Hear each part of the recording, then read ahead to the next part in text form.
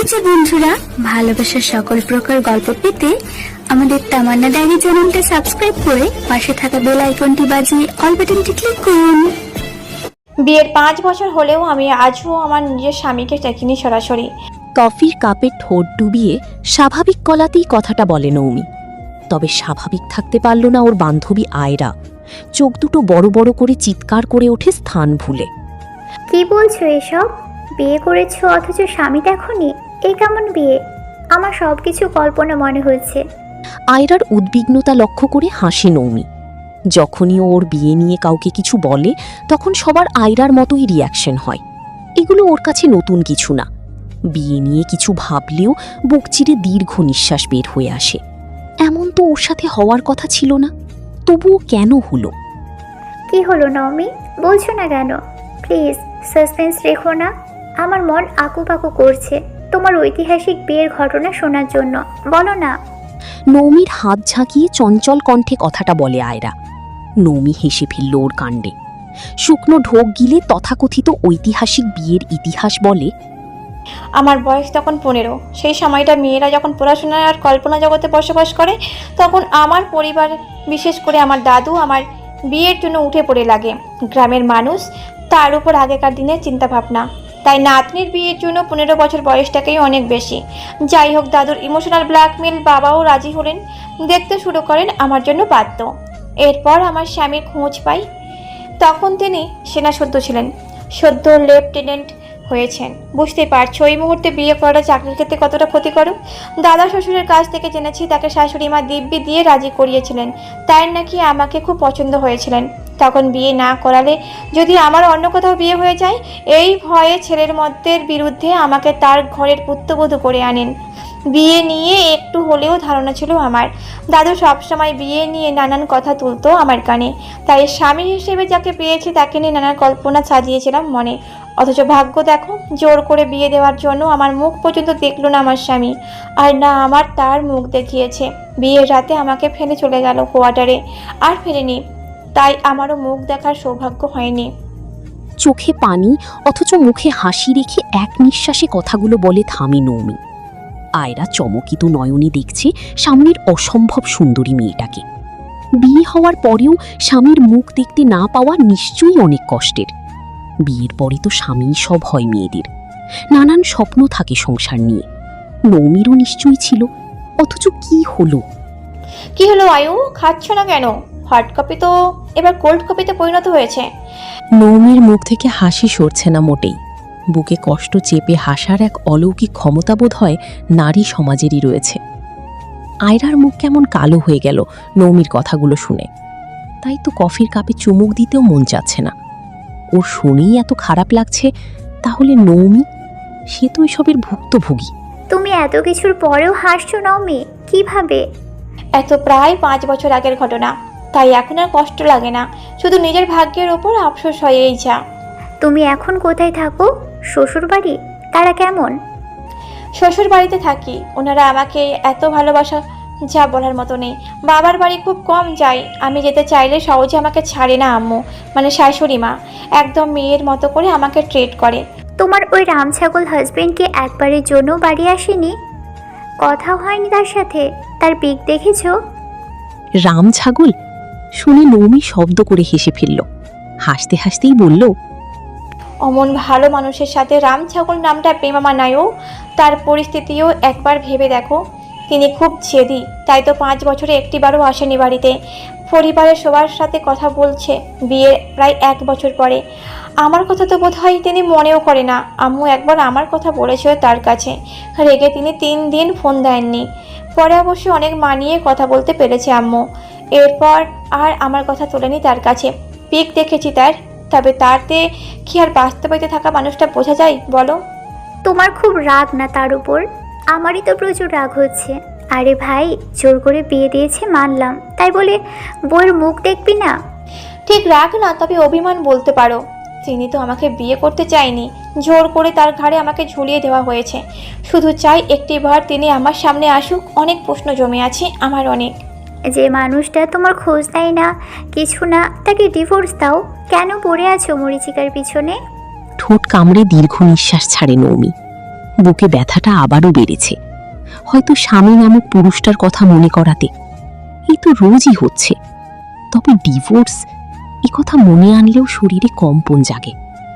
যতই হোক স্বামী তো, না হোক দেখা, মায়া তো জন্মেছে।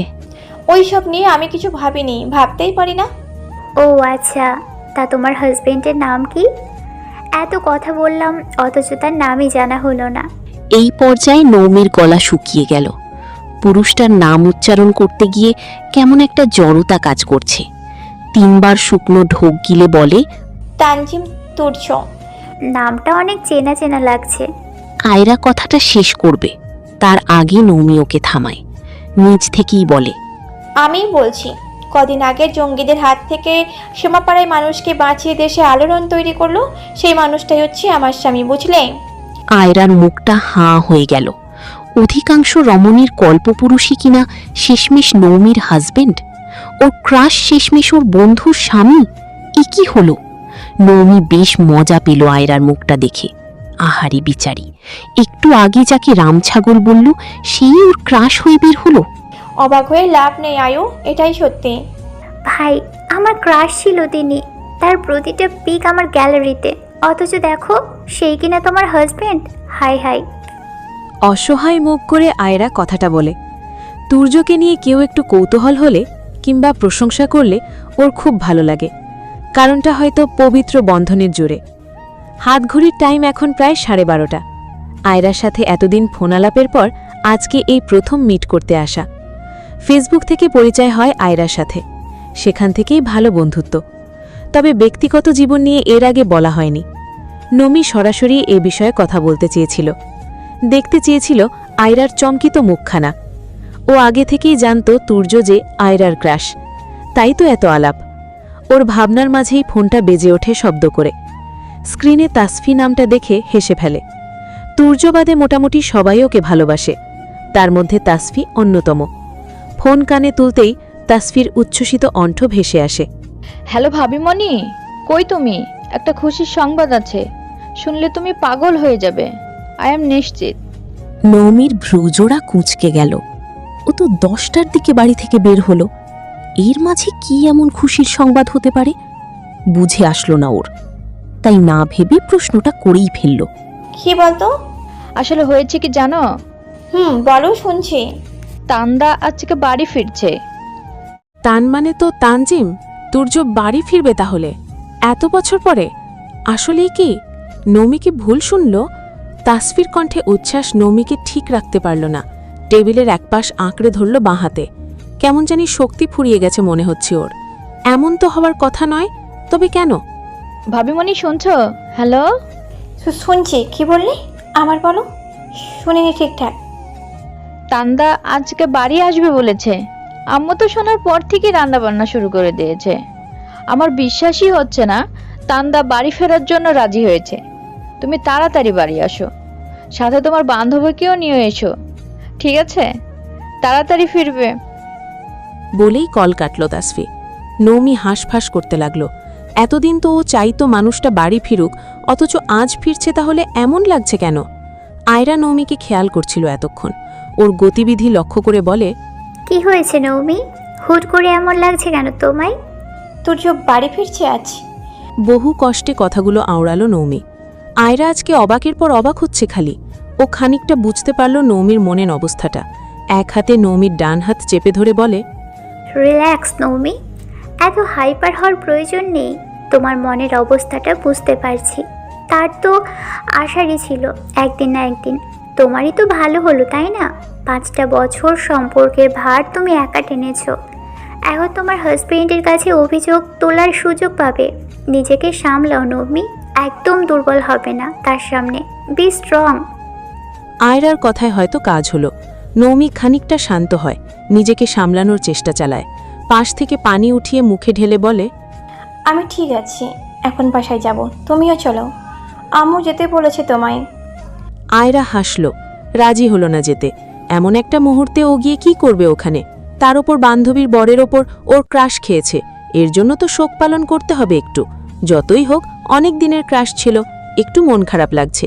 আয়রা কোনো মতেই যখন রাজি হলো না তখন নৌমি হাল ছেড়ে দেয়, একাই রওনা হয় বাড়ির পথে। যেতে যেতে নিজেই নিজেকে বুঝ দেয় যাতে নিজের ভঙ্গুর সত্তা প্রকাশ না হয় তুর্যের সামনে। ওকে কঠোর হতে হবে, হবেই। বাসায় পৌঁছাতে পৌঁছাতে ওর 2:30 বেজে গেছে।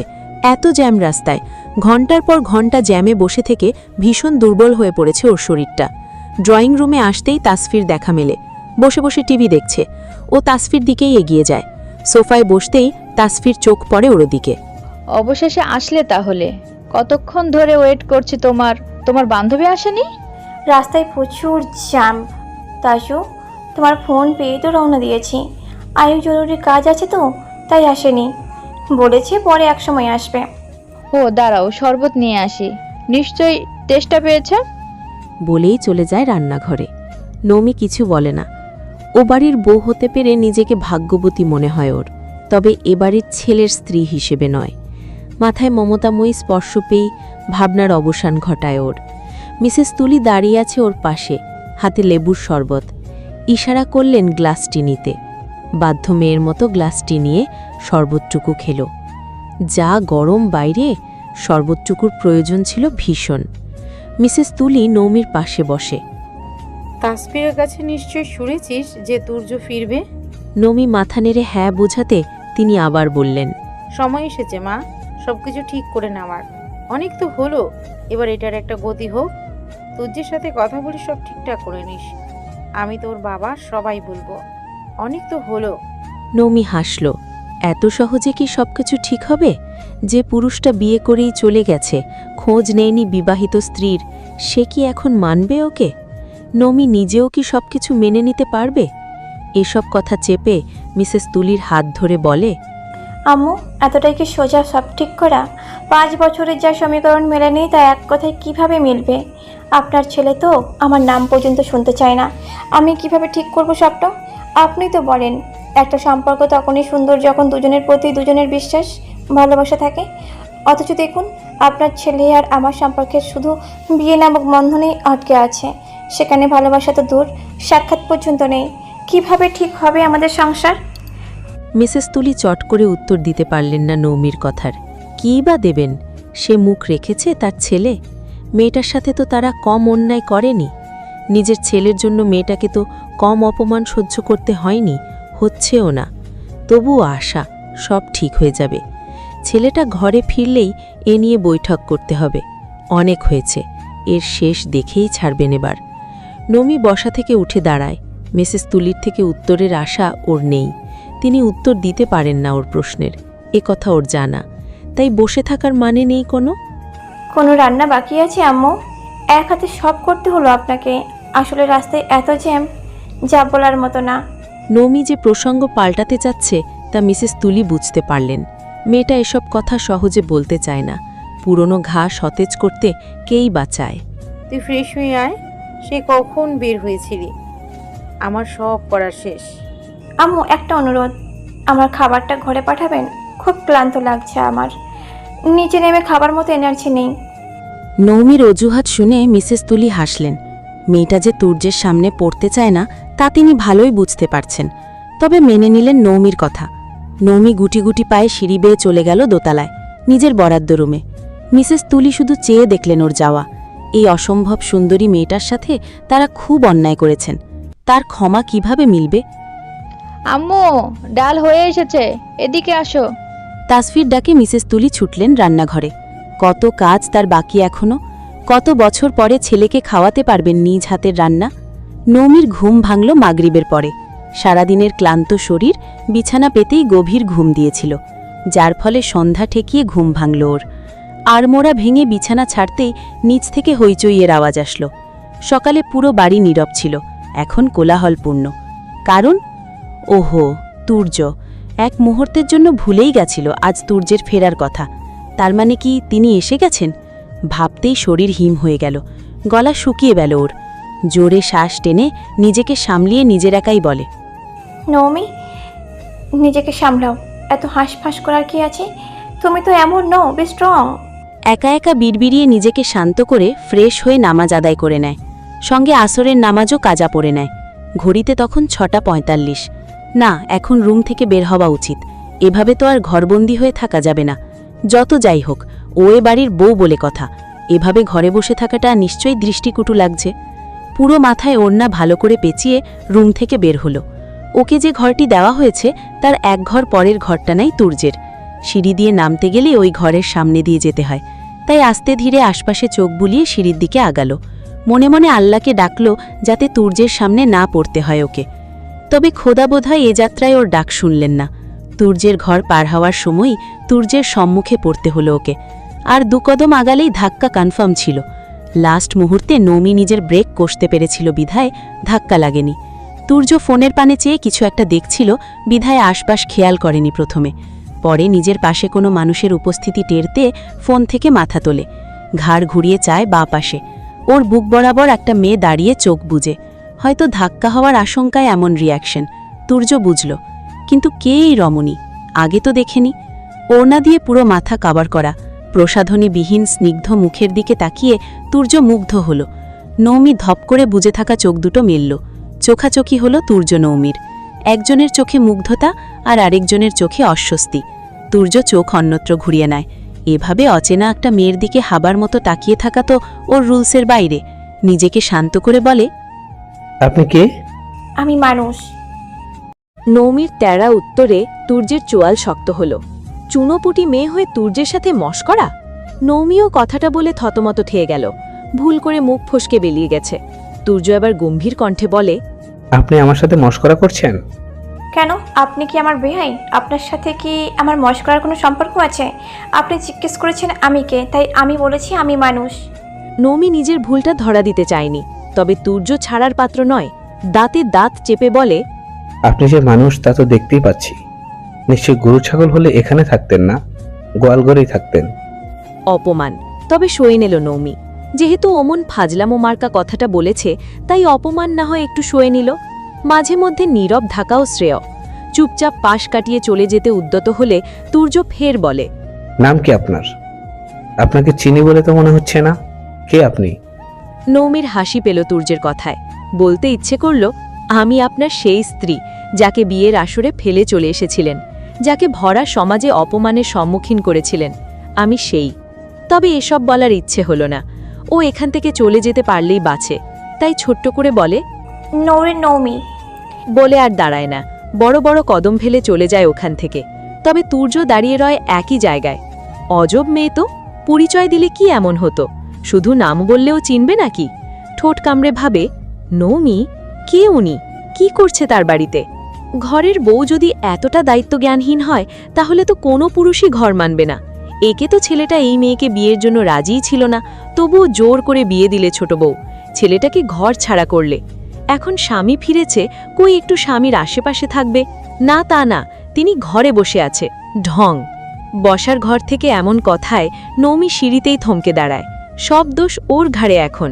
আদৌ কি এখানে ওর দোষ আছে? তুর্যের সামনে গিয়ে বেহায়ার মতো যদি বলতো, স্বামী আমি আপনার স্ত্রী, এমন বললে ভালো হতো বোধহয়। ভালো লাগতো ওনার। দাদি শাশুড়ির বোন বরাবরই ওকে অপছন্দ করে, তুচ্ছ তাচ্ছিল্য করে। তবে তা সয়ে যায়ও। কিন্তু তুর্যের চলে যাবাতে ওকে দায়ী বানানোর অপবাদ মানতে পারে না। কিছু না করেও কথা শুনতে হয় ওকে বারবার। আপনি পথ আটকে দাঁড়িয়ে আছেন কেন? নিজেও নামবেন না আর অন্যকেও নামতে দেওয়ার ইচ্ছে হচ্ছে না নাকি? তুর্যের কথায় চমকে ওঠে নৌমি। ভাবনার সমাপ্তি ঘটিয়ে পাশে সরে দাঁড়ায়। নিচে নামার ইচ্ছেটুকু হারিয়ে ফেলেছে, তবে না নেমেও তো উপায় নেই। তুর্য ভাড় বাঁকা করে একবার দেখে নেয় নৌমিকে। এত কথা ও বলল, অথচ মেয়েটা কিছুই বলছে না কেন? মিসেস তুলির চোখ যায় সিঁড়ির পানে। তুর্য আর নৌমিকে একসাথে দেখে অবাক হয়, সাথে খুশিও। ইস, কি সুন্দর লাগছে দুজনকে একসাথে। এবার সব ঠিক হলেই তার শান্তি। নৌমি এবার তুর্যকে অনুকরণ করে বলে, আপনি এখন পথ আটকে দাঁড়িয়ে আছেন কেন? নামতে মন না চাইলে ঘরে গিয়ে বসে থাকুন, তবুও অন্যকে নিচে যাবার পথ ছেড়ে দিন। তুর্য বেশ অবাক হয়। এই মেয়ে ওকে এভাবে বলছে? একজন সেনাবাহিনীর ক্যাপ্টেনের সাথে এমন ব্যবহার? যার কথায় বাকিরা কাঁপে, তাকে এভাবে ব্যঙ্গ করছে এই চুনোপুটি। ও জানে তুর্যের পাওয়ার সম্পর্কে। জানলে নিশ্চয়ই এমন ব্যবহার করার সাহস পেত না। মনের কথা মনেই থাকে তুর্যের। নৌমি পাশ কাটিয়ে নিচে নেমে যায়। পিছন থেকে তুর্য একা একা বিড়বিড়ায়, বেয়াদব মেয়ে। নৌমি বসার ঘরে আসতেই ওর দাদি শাশুড়ি ডাক দেয় ওকে, নওমি তোর চোখে মুখের অবস্থা এমন কেন বোন? দুদিনেই কেমন হয়ে গেছিস? এত শুকিয়ে গেছিস কেন? বৌমা, তুমি ওকে খাওয়াওনি ঠিক করে? আমি দুদিন বাড়িতে ছিলাম না, এর মধ্যেই মেয়েটা এত শুকিয়ে গেছে। হাফসা খাতুনের কথায় তাসফি মেহেরবা মিটিমিটি হাসে, আর নৌমির চোখ জোড়া বড় সড় হয়ে যায়। এই শুকিয়ে গেছে? নিজেকে তো হাতি হাতি মনে হয় ওর। হাফসা খাতুন ওকে এত খাওয়ায়। বোনের আধিক্যে তাই মুখ বাঁকায় হাফসা খাতুনের বোন রিমা খাতুন। নৌমিকে তার মোটেই সহ্য হয় না। দাদু, আমি তো একদম ফিটফাট আছি, কদিন পর দেখছো তো, তাই এমন লাগছে। হাফসা নিজের পাশে টেনে বসায় ওকে, কানের কাছে ফিসফিস করে। দাদু ভাইয়ের সাথে দেখা হয়েছে? কথা বলেছিস ওর সাথে? নৌমি মাথা নেড়ে হ্যাঁ বোঝাতেই হাফসার মুখে হাসি ফোটে। কিছু বলবে তার আগে পায়ের শব্দ, পিছনে ফেরে। তুর্য এতক্ষণ সিঁড়িতেই দাঁড়িয়েছিল, এখন নামছে তারই শব্দ হচ্ছে। নৌমিও পিছনে ফেরে। আগাগোড়া কালো পোশাকে সুদর্শন পুরুষটির দিকে না চাইতেও চোখ যায় ওর। মনে হয় এই পুরুষটি তো ওর, কিন্তু না, সবকিছু এত তাড়াতাড়ি ঠিক করলে হবে না, অনেক বোঝাপড়া বাকি যে। তুর্য সোফায় এসে বসে নৌমির সামনের সোফায়। ওকে দেখে মিসেস তুলি ছুটলেন রান্নাঘরে ছেলের পছন্দের কফি করতে। হাফসা তুর্যের পানে চেয়ে আফসোসের স্বরে বলে, এত অভিমান তোমার দাদু ভাই? নিজের দাদার মৃত্যুর সময় পর্যন্ত আসলে না? তখন একটা মিশনে ছিলাম দাদিমা, সেটা তো জানোই। বাড়ি না ফেরার কারণ আলাদা করে বলতে হবে আবারও? নৌমি মাথা নিচু করে বসে থাকে। তুর্যের কথায় এবার নিজেকে দায়ী মনে হচ্ছে। ওর জন্য এ বাড়ির ছেলে ঘর ছাড়া হয়েছিল। অজান্তেই একজনের বাড়ি পরিবার থেকে দূরে সরার কারণ হল। মিসেস তুলি কফি করে এনে দিলেন তুর্যকে। নৌমিকে বলে, কিছু খাবি মা? ভাতটাও তো খেলি না ঠিকঠাক, কিছু বানিয়ে দেবো? ওকে ছোট খুকি যে ওকে সব কিছু তৈরি করে দিতে হবে? হাত নিয়ে বৌমা, ওকে তোমরা মাথায় তোলো না তো। রিমা খাতুনের কথায় নৌমি ঠোঁট চেপে নিজেকে শান্ত রাখে। ও চায় না মুখ ফসকে কিছু বলে বৃদ্ধার অসম্মান করতে। তবে চুপ থাকে না হাফসা খাতুন। নৌমিকে সে খুব ভালোবাসে, ভালোবেসেই তো নিজের নাতির জন্য বউ হিসেবে পছন্দ করেছে। আপা, তোমার নৌমিকে নিয়ে সমস্যা কেন এত? বলো তো, কি ক্ষতি করেছে ও? সব সময় ওকে কেন এত কথা শোনাও তুমি? কারণ ওর জন্যই তুর্য বাড়ি ছাড়া হয়েছিল। কিভাবে পারিস এই মেয়েটাকে এত মাথায় তুলতে? ওকে দেখলেই আমার মেজাজ গরম হয়ে যায়। তুর্য নৌমিকে হতে পারে এ নিয়েই ভাবছিল। তবে বড় দাদির কথাই টনক নড়ে। নৌমির জন্য বাড়ি ছেড়েছিল ও, তাহলে কি এই মেয়ের সাথেই ওর বিয়ে? গম্ভীর চোখে নৌমিকে দেখে সংশয় দূর করতে মায়ের উদ্দেশ্যে প্রশ্ন করে, আম্মু, নৌমি কে হয় আমাদের পরিবারের? বড় দাদি এসব কি বলছে? নৌমির এবার কান্না পাচ্ছে। নিজেকে নিয়ে এত ঝামেলা সহ্য হচ্ছে না ওর। পালিয়ে যেতে ইচ্ছে হচ্ছে কোথাও। হাফসা খাতুন দীর্ঘ নিঃশ্বাস ফেলে বলে, তোমার বউ হয় ও। নওমির সাথে তোমার বিয়ে হয়েছিল 5 বছর আগে। তুর্য কিছুটা ধাক্কা খেলেও নিজেকে সামলিয়ে নেয়। নৌমি তাহলে ওর বিবাহিত স্ত্রী? এই চুনুপুটির সাথেই ওর বিয়ে দিয়েছিল ওর পরিবার। এবার ভালো করে পরখ করে নৌমিকে। দেখতে মাশাআল্লাহ, তবে তেরা স্বভাবের কিছুটা। না, পরিবারের পছন্দ আছে বলতে হয়। ভালো করে দেখে নেয় 5 বছরের আগের বউকে, যাকে এর আগে ওর দেখা হয়নি ভালো করে। নৌমি আর চোখে তুর্যকে এক পলক দেখতে গিয়ে চোখাচোখি হয় ওদের আবারও। তৎক্ষণাৎ চোখ সরিয়ে নেয় নৌমি। ঢং! যেই শুনল ও ওনার বিয়ে করা বউ, সেই কেমন করে তাকিয়ে আছে দেখো। রাগে দুঃখে ভেঙচি দেখায় তুর্যকে। কফির কাপে চুমুক দিচ্ছিল তুর্য। হঠাৎ ভেঙচি কাটায় ওর কাশি উঠে যায়। সকলে ব্যস্ত হয়ে পড়ে তুর্যকে নিয়ে। এই সুযোগে নৌমি উঠে পড়ে ওখান থেকে। নিজই রুমের দিকে পা বাড়াতেই তুর্য নিজেকে সামলিয়ে ডেকে ওঠে, এই মেয়ে দাঁড়াও। নৌমি দাঁড়ায়, তবে পিছে ফেরে না। পুরুষটার কণ্ঠ এমন কেন?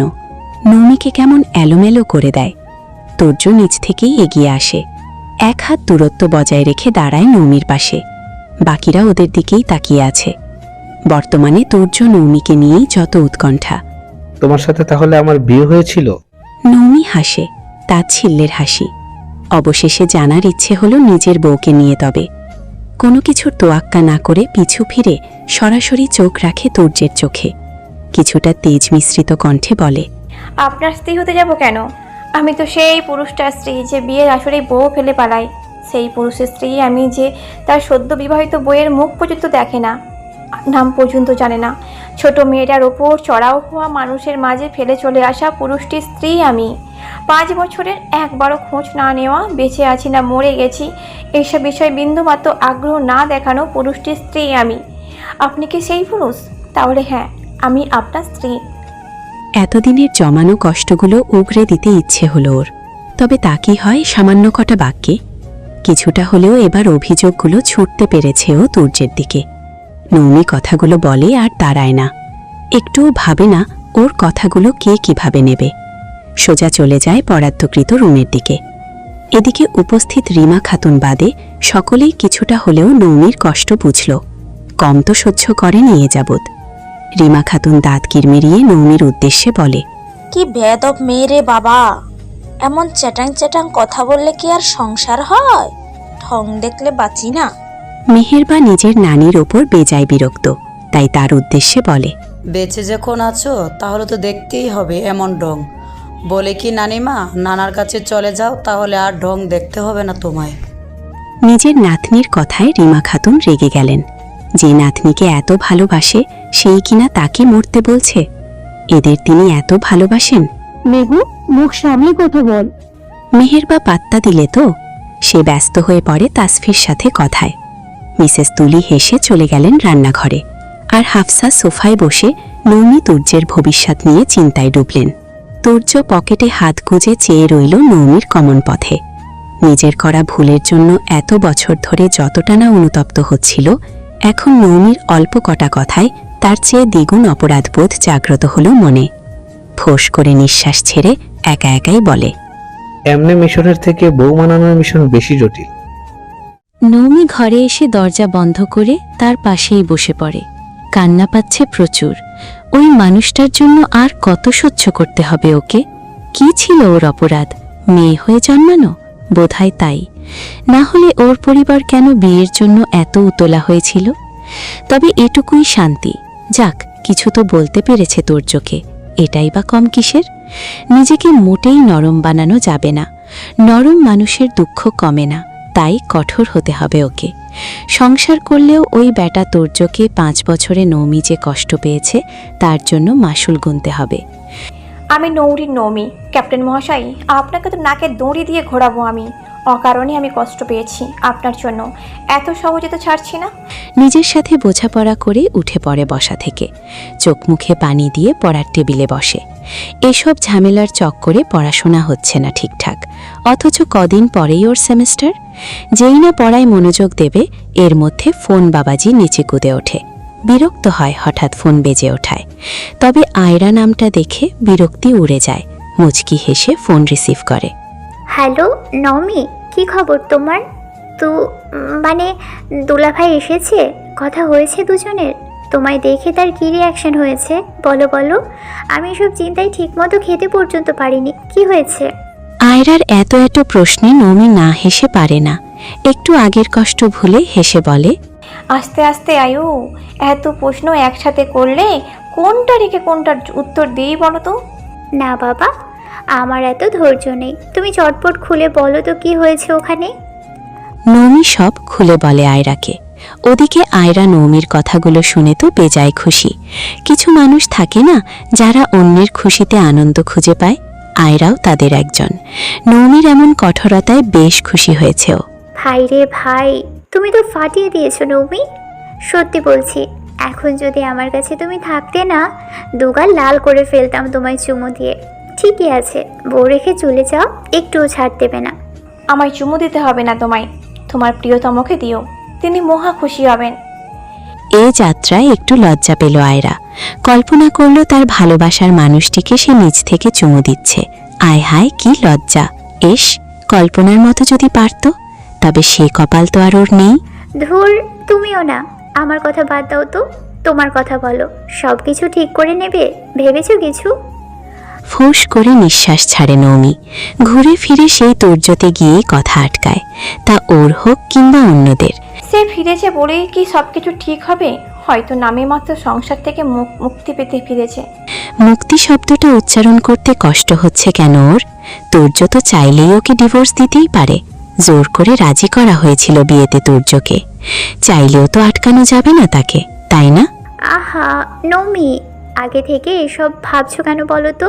দুলাভাই হয়তো সব কিছু ঠিক করতে ফিরেছে, ভালো কিছু ভাবো তো। ভাবতে পারছি না আমি, বিশ্বাস করো পারছি না। আমি কাউকে নিজের অবস্থান বোঝাতে পারছি না আম্মু। যাকে এসব কথা ছাড়ো তো, ভালো লাগছে না তুর্যকে নিয়ে ভাবতে, কথা বলতে। তোমার খবর বলো তো এবার, কেমন চলছে প্রেমময় জীবন? আয়রা নৌমির কথা এড়ানো বুঝল, তবে ঘাটল না। মেয়েটার মনে তো এমনিতেই কষ্টের শেষ নেই। লোকে বলে সুন্দর মানুষের ভাগ্যও সুন্দর হয়, তবে আয়রা বুঝল সুন্দর অসুন্দর কিছুই না, মানুষের ভাগ্যটাই হলো আসল। নানান ধরনের কথা বলে হাসাতে লাগলো নৌমিকে। ওর একটা গুণ আছে মানুষ হাসানোর, এই গুণ সবার থাকে না, আয়রার আছে। আয়রার সাথে কথা শেষ হতে প্রায় 8:30 বেজে গেল নৌমির। নিচে নামতে ইচ্ছে হলো না। এখন যদি তুর্যর মুখোমুখি হতে হয়, অবশ্য ওকে কথা শোনানোর মানুষ বলতে ওই রিমা খাতুন, সে তো অতিথি কদিনের। এছাড়া সকলেই কম বেশি ভালোবাসে ওকে। সব চিন্তা বাদ দিয়ে পড়ায় মনোযোগ দেওয়ার চেষ্টা করল। অনেক গ্যাপ পড়েছে পড়াশোনায়। রাতে খাবার খাওয়ার ডাক আসলেও গেল না নিচে, খিদে নেই বলে চালিয়ে দিয়েছে। পড়া শেষ করতে প্রায় 12টা বেজে গেল। খিদে পেয়েছে এখন, পেট ক্ষুধায় চোচো করছে। সেই কখন খেয়েছে। কিছু খাওয়ার উদ্দেশ্যে ঘর ছাড়ল। পুরো বাড়ি নিস্তব্ধ হয়ে আছে। অবশ্য সবাই তাড়াতাড়ি ঘুমিয়ে পড়ে। সিঁড়ির কাছে আসতেই চোখ গেল তুর্যের ঘরের বন্ধ দরজার দিকে। 2 মিনিট তাকিয়ে নিচে নেমে গেল। বাকি সব পরে হবে, আগে পেট ঠান্ডা করা ফরজ। ফ্রিজ খুলতে ঢাকা খাবারের দিকে চোখ গেল। অজান্তেই হেসে ফেলে ও। মিসেস তুলির দায়িত্বশীলতার ঝুলি মেলা ভার। তিনি জানতেন খিদে পেলে নৌমি খাবার খুঁজবে, তাই আগে থেকেই সাজিয়ে রেখেছে ওর খাবার।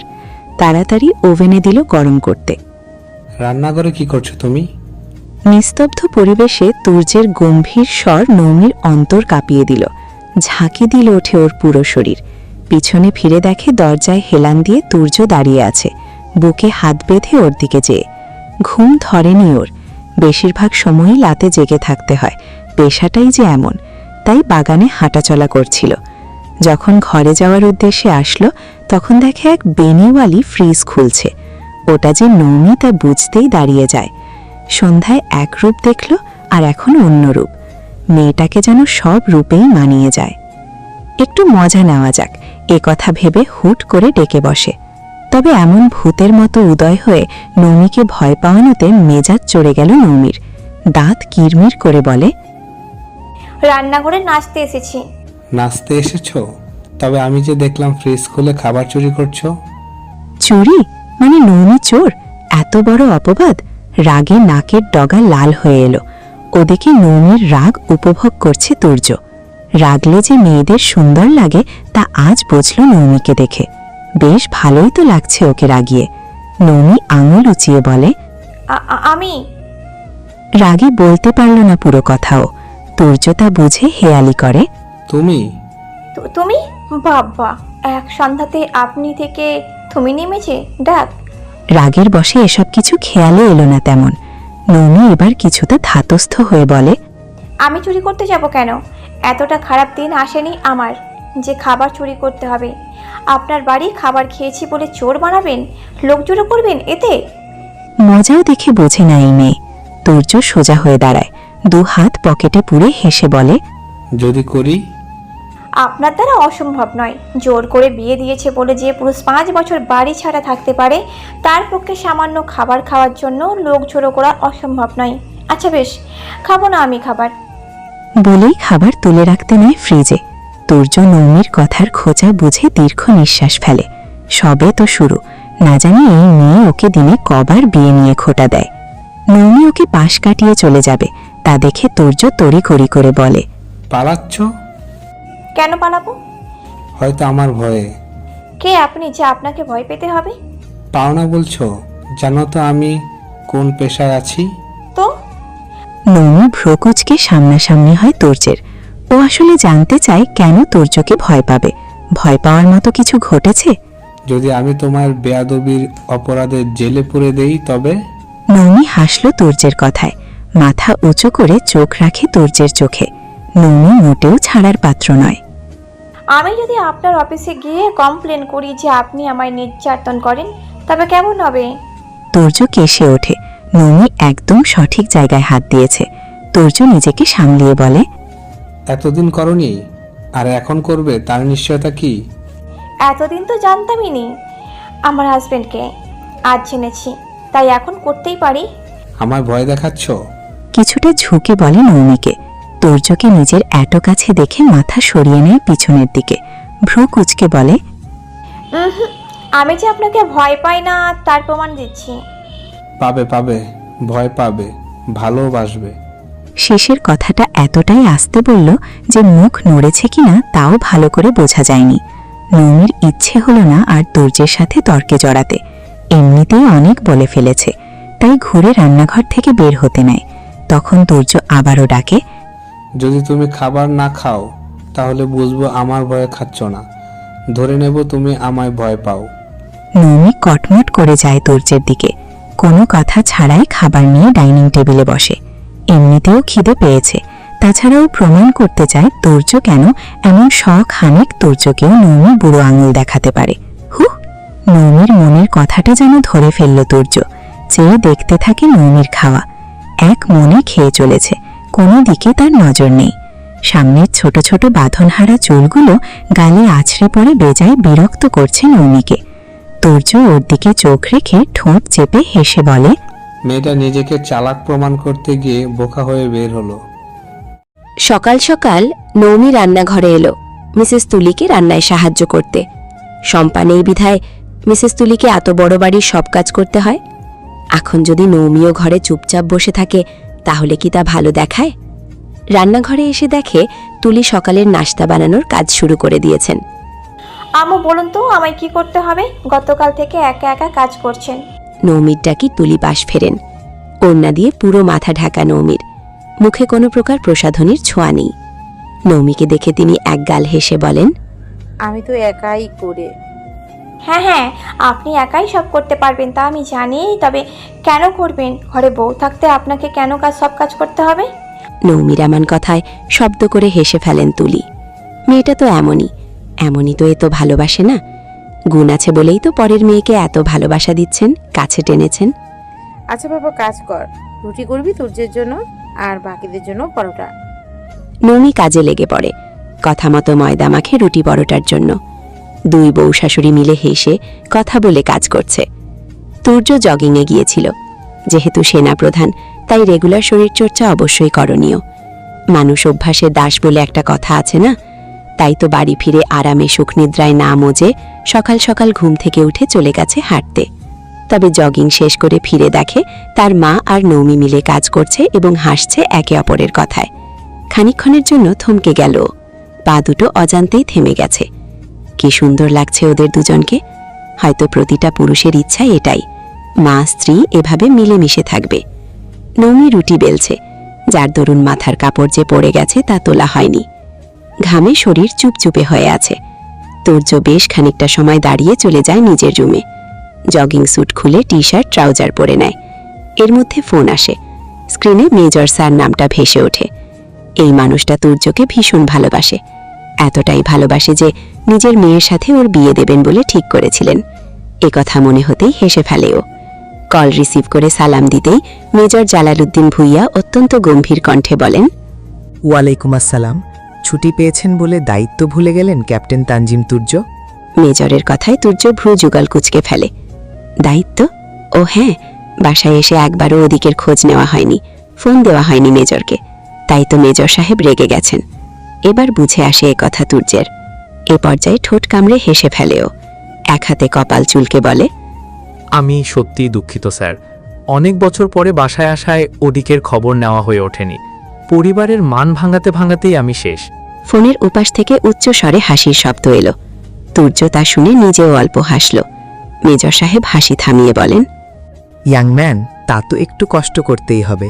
তোমার যে অপরাধ সে তুলনায় তুমি অল্পতেই ক্ষমা পেয়েছ, বুঝলে? বিপরীতে তুর্য নীরব থাকে। মেজর সাহেব ফের বলেন, যার রাগ ভাঙানো মুখ্য তার রাগ কি ভাঙাতে পেরেছ? না স্যার, ম্যাডামের রাগের যে পারদ আশেপাশে গেলেই ঝলসে যাচ্ছি। কথায় কথায় বিয়ে করার পরে চলে যাওয়ার খোঁটা দেয়। কিছু বলার সুযোগই পাচ্ছি না। লেগে থাকো, মেয়েরা খুব নরম স্বভাবের হয়। যাকে আঁকড়ে ধরতে চায় তার থেকে কষ্ট পেলে তারা এত সহজে ভোলে না তানজিম। তুমি যা করেছো তোমার মিসেসের সঙ্গে, তার রাগ অভিমান এত সহজে ভাঙার নয়। জি স্যার, চেষ্টা করছি, দেখি ম্যাডাম কবে ক্ষমা করেন আমায়। চেষ্টা নয়, তোমাকে পারতেই হবে। মনে রেখো, ছুটির একদিন কিন্তু মাইনাস হয়ে গেছে। যা করার এই কদিনের মাঝেই তোমায় করতে হবে। যুদ্ধের ময়দানে যেমন মনোবল রাখো, তাকে মানানোর জন্যও ঠিক তেমন মনোবলই রাখবে, ঠিক আছে? জি স্যার। আচ্ছা, একটা ফাইল ইমেল করছি, একটু চেক করে দেখো সব ঠিকঠাক আছে কিনা। ওখানে তো সাজ্জাদ আছে, ওকেই তো আমি দায়িত্ব দিয়ে এসেছিলাম, ও দেখেনি? আহা তানজিম, সাজ্জাদা তুমি এক হলে নাকি? তোমার উপর যতটা বিশ্বাস আমি করি, ততটা বিশ্বাস হয়তো আমার ভাইয়ের ওপরও নেই। তুর্যের বুকটা ফুলে উঠল এমন প্রশংসায়, বিশ্বাসে। জালালউদ্দিন ভুইয়া নামক মানুষটার ওর জীবনে অবদান অনস্বীকার্য। ফোনে আরও কিছু কথা বলে ইমেল চেক করল। কোয়ার্টার থেকে আনা ফাইল বের করতে গেল আলমারি থেকে। বের করতে গিয়ে একটা ছবি উড়ে পড়ল নিচে। ফাইলটা টেবিলের ওপর রেখে হাঁটু বেড়ে নিচে বসে ছবিটা হাতে নিল। একটা 15-16 বছরের মেয়ের ছবি। কেমন জানি চেনা চেনা ঠেকল। একটু ভাবতেই মনে পড়ে গেল, এটা তো নৌমি। নৌমির ছবি ওর আলমারিতে কেন, তাও এত বছর আগের? বাচ্চা নৌমির।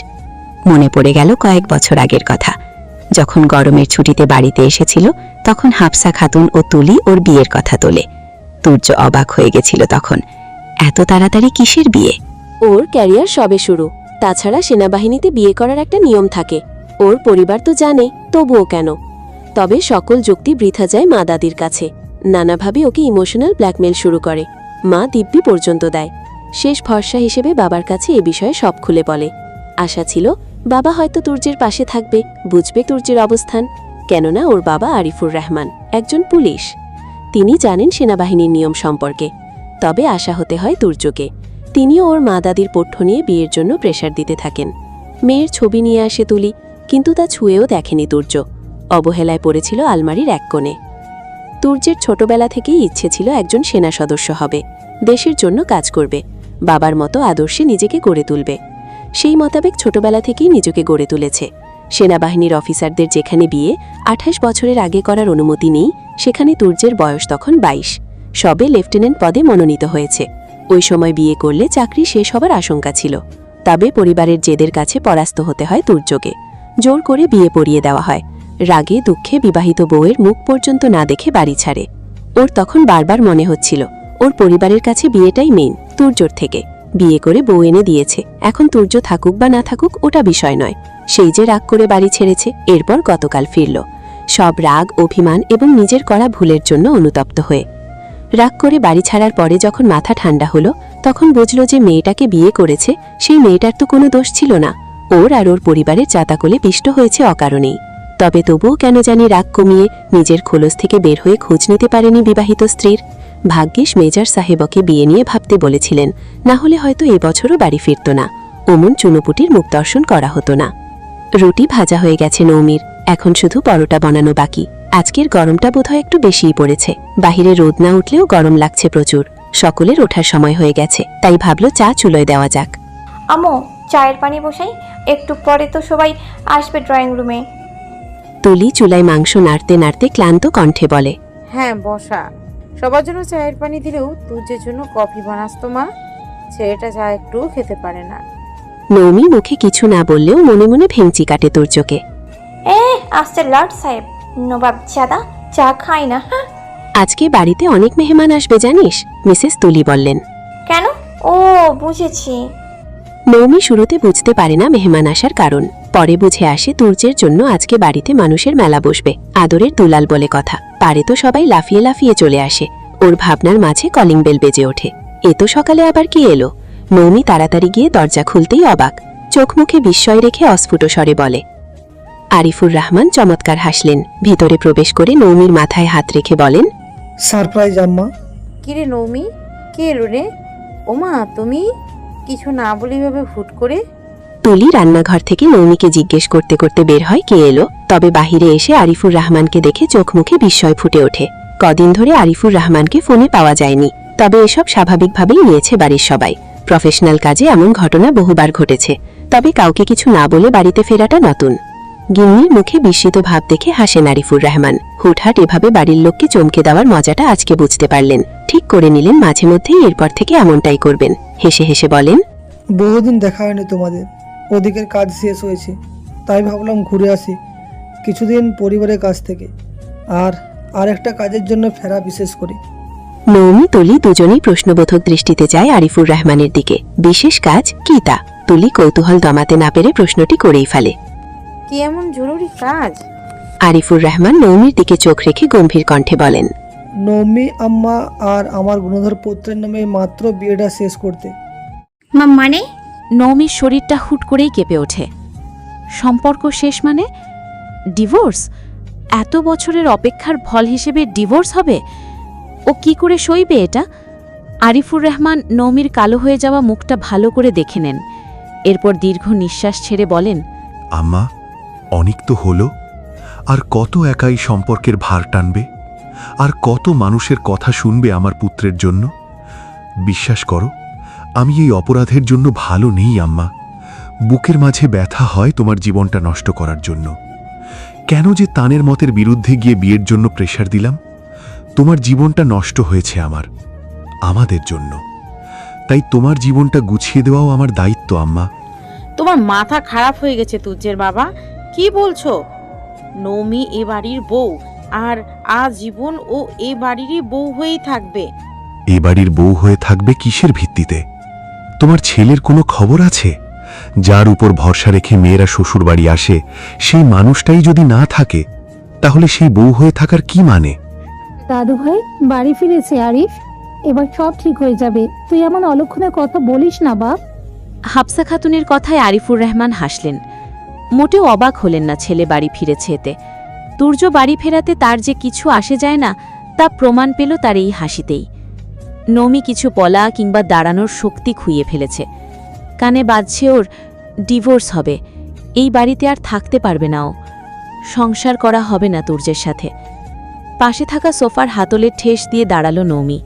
রিমা খাতুন বেজায় খুশি হলেন আরিফুর রহমানের কথায়। এমনিতেই নৌমিকে তার পছন্দ হয়নি। কত ইচ্ছে ছিল নিজের কোনো এক নাতির সাথে তুর্যের হাত বাঁধবেন, কিন্তু এই নৌমি মাঝখানে ঢুকে সকল পরিকল্পনায় পানি ঢেলে দিল। এখন যদি ডিভোর্স হয় তাহলে তো ভেবে খুশি হওয়ার পরিমাণ আরও বেড়ে গেল। আরিফুর রহমানের কথায় সায় দিয়ে বলেন, ঠিক বলছ আরিফ, এমন নামে মাত্র সংসার রাখার থেকে না রাখাই ভালো। তুর্য দাদু ভাইয়ের চলন বলন দেখে মনে হচ্ছে এই বিয়ে নিয়ে তার কোনো পরিকল্পনাই নেই। অনেক তো হলো, মেয়েটারও তো একটা গতি হওয়া দরকার। তাই তুমি ভেঙে ফেলো বিয়েটা, শেষ হোক এসব। লোকে হাসে এই বিয়ে নিয়ে। তুমি সঠিক সিদ্ধান্ত নিয়েছো বাবা। হাফসা খাতুনের মাথায় রাগ উঠে গেল বোনের এমন তেলবাজিতে। এমনিতেই ঝামেলার শেষ নেই, তার মধ্যে আবার ফোড়ন কাটা। উফ, এত অসহ্যকর কেন তার বড় বোনটা? নৌমি মনে মনে হাসল শুধু। যে মানুষটা 5 বছরে একবারও দুটো ভালো করে কথা পর্যন্ত বলল না, তিনি হুট করে ওর ভবিষ্যতের কথা ভাবছে। হাস্যকর নয় কি?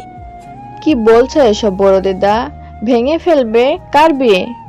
বাবা, তুমি হঠাৎ কিছু না বলে কি হচ্ছে এখানে? চোখ মুখে কৌতূহল নিয়ে ড্রয়িং রুমে পা রাখে তাসফি আর মেহেরবা। তাসফির কথার পিঠে মিসেস তুলি স্বামীর সম্পর্কে অভিযোগ তোলে। তোমার গুণধর বাপ ফিরেছে তোমার ভাই ভাবি ডিভোর্স করাতে। কি বলছো মামা এসব? ডিভোর্স মানে? তাসফি মেহেরবা দুজনেই অবিশ্বাস্য নয়নে চেয়ে আছে আরিফুর রহমানের দিকে। সকাল সকাল এমন কথা শুনে কারোরই অবাক হওয়ার রেশ কাটছে না। আরিফুর রহমান কয়েক মিনিটের মাঝেই শান্ত নিরিবিলি কালকণ্ঠ বাড়ির ড্রয়িং রুমটা অশান্ত করে ফেলেছেন। আরিফুর রহমান নড়ে চড়ে বসেন সোফায়। সবার মুখের দিকে এক পলক তাকিয়ে বলেন, ঠিকই শুনেছ সবাই, আমি চাচ্ছি এই নামে মাত্র সম্পর্কটা ভেঙে ফেলতে।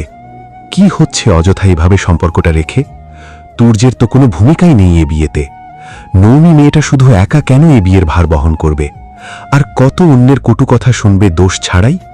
ওর কি অপরাধ? বিয়েটা তো আমাদের জোর করার কারণেই হয়েছিল, দোষ তো আমাদের। অথচ নৌমি মেয়েটাকে কটু কথা শুনতে হয়। আর তোমরা কি যেন বললে, তুর্য বাড়ি ফিরেছে, এখন সব ঠিক হয়ে যাবে? ভুল, তোমরা ভুলের মাঝে আছো। যদি সব ঠিক করতেই ফেরার হতো তাহলে সে অনেক আগেই আসতো। আসতে না পারলে ফোন করত, খবর নিত। কিন্তু করেছে এসব? করেনি। একবারও ক্ষমা চেয়েছে নৌমির কাছে? কথা বলেছে তোমার সাথে নৌমি আম্মু? নৌমি দীর্ঘ নিঃশ্বাস ছেড়ে মাথা নেড়ে না বোঝায়। আরিফুর রহমানের একটা কথাও তো মিথ্যে নয়। তুর্য ফিরেছে বলেই যে সব ঠিকঠাক হবে এগুলো ভাবাটাও এখন বোকামি ঠেকছে নৌমির কাছে। সব ঠিক করার হলে আগেই তো হতো। পুরনো ঘা এবার নতুন করে সতেজ হচ্ছে শুধু। আরিফুর রহমান ফের বলেন, তাহলে কিসের ভিত্তিতে বলছো সব ঠিক হবে? নিজেদের ভালোবাসার জালে এই মেয়েটাকে আর কদিন আটকে রাখবে তোমরা? যেখানে মেয়েটা এসেছে ওর স্বামীর ভরসায়। আর কত অন্যায় করবে মেয়েটার সাথে তোমরা, কত? তুলি, হাফসা, তাসফি, মেহেরবা কারোরই মুখ থেকে কথা বেরোয় না। হবেই বা কিভাবে? আরিফুর রহমান কথা বলার সুযোগটুকুই যে রাখেননি। উঠে নৌমির কাছে গিয়ে দাঁড়ালেন আরিফ।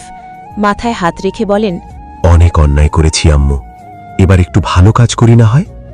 তোমার কি মতামত এই বিষয়ে? তুমি যা বলবে তাই হবে এবার। আমার চোখের দিকে তাকিয়ে বলবে যা বলার। তাকাও। নৌমি মাথা নিচু করে দাঁড়িয়েছিল। চোখে ওর পানি, কিন্তু তাও কাউকে দেখাতে চায় না। চোখের পানি কাউকে দেখাতে হয় না, তাহলে মানুষ তাকে দুর্বল ভাবে। নৌমি বড়দের কথার অবাধ্য নয় বিধায় কোনো মতে নিজেকে সামলিয়ে চোখ রাখে আরিফুর রহমানের চোখে। কয়েক সেকেন্ড তাকিয়ে কি যেন বুঝে জোর গলায় বলে, আমি আপনার সিদ্ধান্তে রাজি বাবা। হোয়াট? তুর্য প্রায় চিৎকার করে উঠল নৌমির কথায়। বাকিরাও অবাক হয়।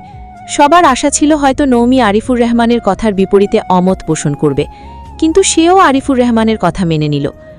এমন পরিস্থিতিতে তুর্যের চিৎকার অন্যদের গলার স্বর হয়ে বেরোল।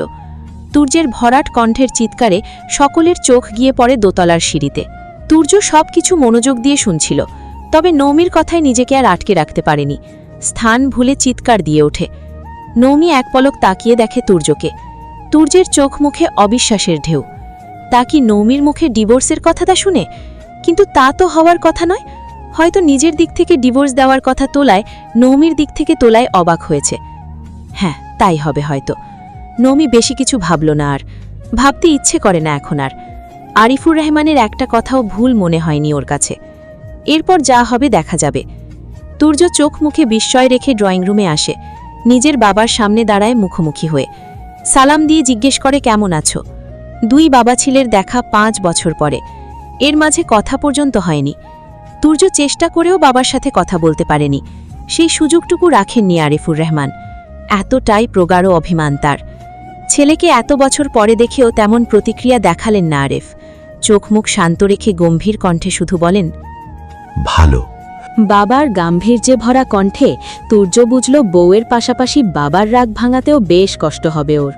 নিজ থেকেই বলে, বিয়ে দিলেও তোমরা, ডিভোর্সের কথাটাও তুললে তোমরাই। এখন তো আমার কোনো ভূমিকাই দেখছি না। আমি কি এতটাই মূল্যহীন বাবা? তোমাকে সর্বোচ্চ মূল্য দিয়েই বিয়েটা করিয়েছিলাম। অনেক স্বপ্ন নিয়েই বিয়েটা করানো হয়েছিল তোমায়। তবে সেই ইচ্ছের মূল্যটা তুমি কই রাখলে বাপ?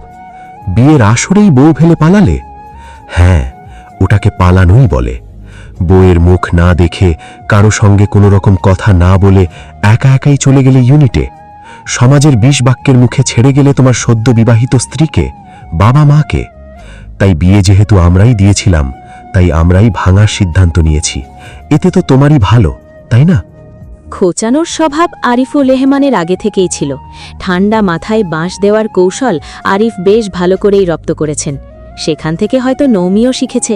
তাই তো কথার ফাঁকে ফাঁকে একটা খোঁচামূলক বাক্য থাকবেই। সবার মাঝে টান টান উত্তেজনা, সবার আগ্রহ এবার বাবা ছেলের কথোপকথনে। আমি মানছি আমি ভুল করেছি, কিন্তু তোমার মানা কিংবা না মানায় কিচ্ছু আসে যায় না বাপ। যা করেছ তার মূল্য তুমি এক যুগেও পরিশোধ করতে পারবে না। হয়তো পারবো না, তবে আমি চেষ্টা করতে চাই। এভাবে সমাধান হবে না। আমরা এ নিয়ে বসে কথা বলি।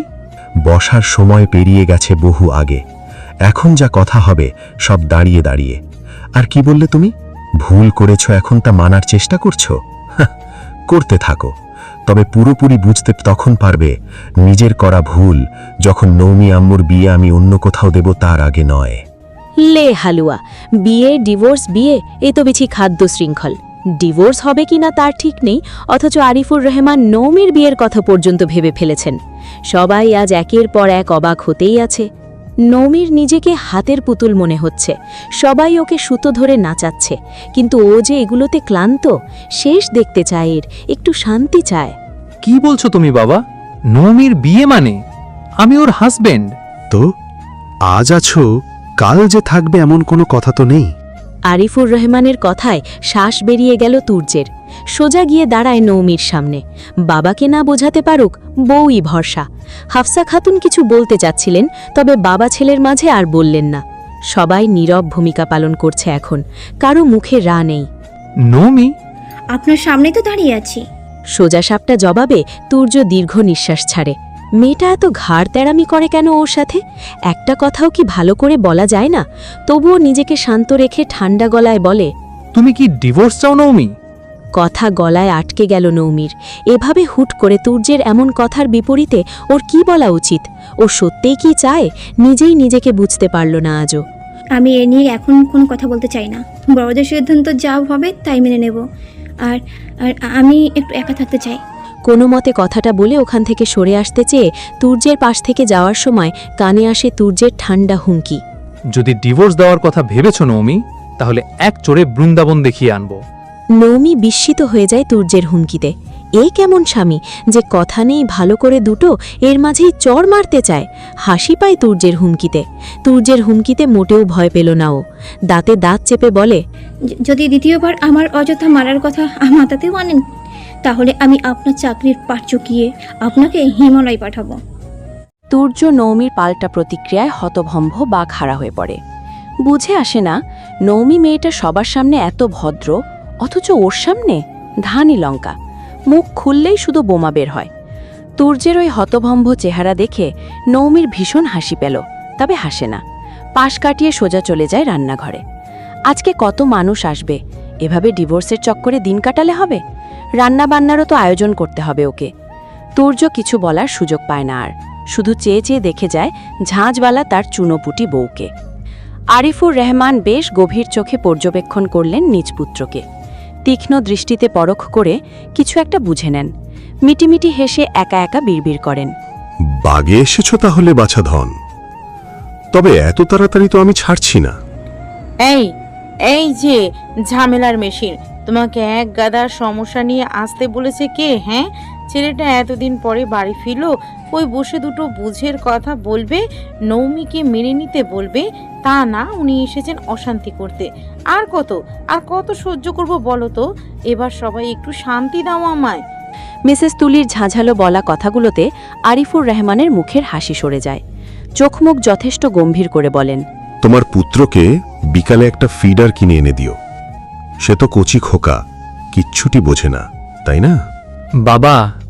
তুর্যের হতাশায় ভরা কণ্ঠস্বরে বেজায় বিরক্ত হলেন আরিফুর রহমান। চোখ তুলে সরাসরি চাইলেন ছেলের দিকে।